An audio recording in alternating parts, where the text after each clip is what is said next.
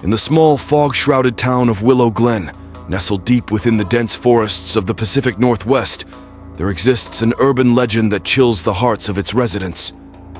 For decades, whispers of the Night Screecher, a terrifying mutant human-owl hybrid, have haunted the town's nights, a tale passed down from generation to generation.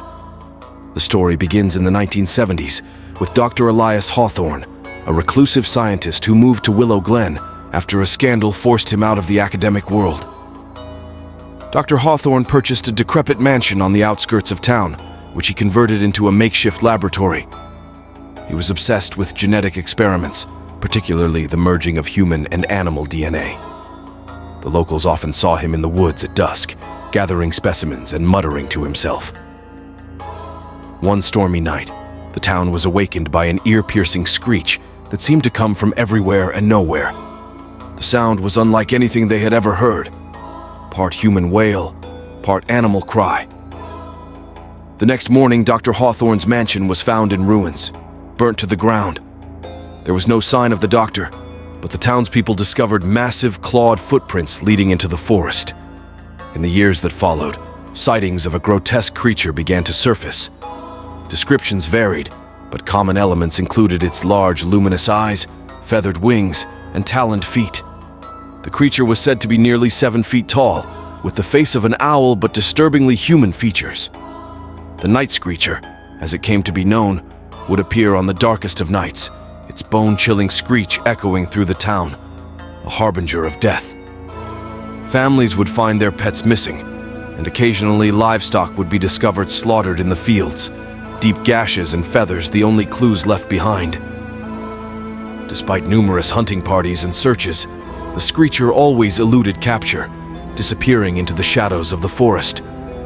One night, a group of teenagers, driven by bravado and curiosity, ventured into the woods, armed with flashlights and cameras. Among them was Lucy Bennett, whose grandmother had claimed to have seen the Screecher up close. Lucy had grown up with the legend and was determined to uncover the truth. The forest was eerily quiet as the group made their way deeper into the woods. Hours passed with no sign of the creature, and the group began to relax, joking and laughing to mask their unease. Suddenly, a deafening screech pierced the air, and the forest erupted into chaos. Flashlights flickered, and in the ensuing panic, Lucy became separated from her friends. Heart pounding, Lucy stumbled through the underbrush, the Screecher's cries echoing around her. She tripped and fell into a small clearing, where she found herself face to face with the creature.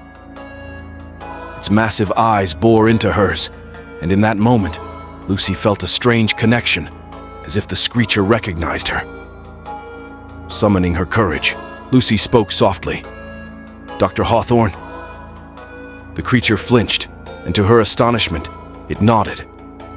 Through broken, raspy words, the Screecher told Lucy the truth. Dr. Hawthorne had succeeded in his experiments, but at a terrible cost. An accident in the lab had fused his DNA with that of an owl, transforming him into the Night Screecher. Consumed by his new instincts and trapped in a monstrous body, he had become the very legend that haunted the town. With tears in her eyes, Lucy promised to help him.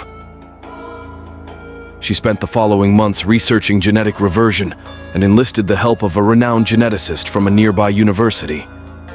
Together, they developed a serum that, while not entirely reversing the mutation, allowed Dr. Hawthorne to regain some of his humanity. Word of the Night Screecher's disappearance spread through Willow Glen, and life slowly returned to normal. The legend, however, lived on, a cautionary tale of ambition and the consequences of playing God. Dr. Hawthorne, now able to live in seclusion without harming others, remained a phantom of the forest, occasionally leaving behind feathers as a sign of his presence. To this day, on dark, stormy nights, some claim to hear a distant, mournful screech echoing through the woods.